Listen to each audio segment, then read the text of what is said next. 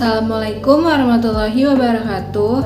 Halo semuanya, perkenalkan nama saya Salsabila Rafifah dari kelas 3C Prodi Manajemen Fakultas Ekonomi dan Bisnis. Di sini saya akan menjelaskan tentang Bank HSBC Indonesia. Nah, di video ini saya akan membahas mulai dari profil bank, pemegang saham, tugas dan fungsi, sampai produk funding dan kreditnya. Simak videonya ya. Nah, yang pertama kita bahas dari sisi profil. HSBC Indonesia adalah bagian dari grup perbankan internasional yang namanya HSBC Holding PLC yang berkantor pusat di London, Inggris. Nama HSBC sendiri adalah singkatan dari The Hong Kong and Shanghai Banking Corporation, yang berarti artinya perusahaan perbankan Hong Kong dan Shanghai.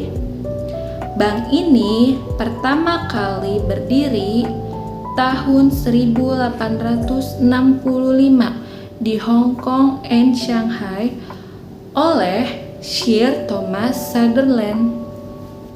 Nah, tujuannya apa sih? Yaitu untuk membantu perdagangan antara Eropa dan Asia. HSBC mulai beroperasi di Indonesia sejak tahun 1884. Jadi sudah sangat lama kan? Awalnya cuma berupa cabang bank asing, tapi sejak tahun 2016 setelah bergabung dengan Bank Ekonomi Raharja, namanya resmi jadi PT Bank HSBC Indonesia. Kantor pusatnya ada di Jakarta, tepatnya di Jalan Jenderal Sudirman.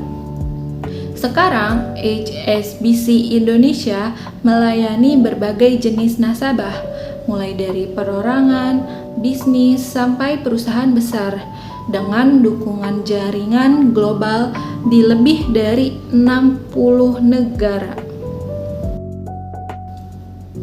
Nah, selanjutnya yang kedua itu tentang pemegang saham. Sebagian besar saham HSBC Indonesia dimiliki oleh HSBC Holding PLC, yaitu perusahaan induk yang ada di London. Kepemilikannya sekitar 98,94%. Jadi bisa dibilang HSBC Indonesia adalah anak perusahaan dari grup HSBC Global. Nah, bank ini termasuk bank devisa dan juga tergolong bank asing yang beroperasi di Indonesia. Tapi meskipun begitu, tenang aja, semua kegiatan operasionalnya tetap diawasi oleh Otoritas Jasa Keuangan atau OJK dan Bank Indonesia.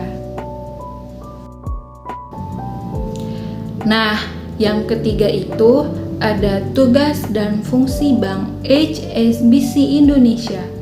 Secara umum, tugasnya sama seperti bank lain, yaitu menghimpun dana dari masyarakat dan menyalurkannya kembali dalam bentuk pinjaman atau kredit.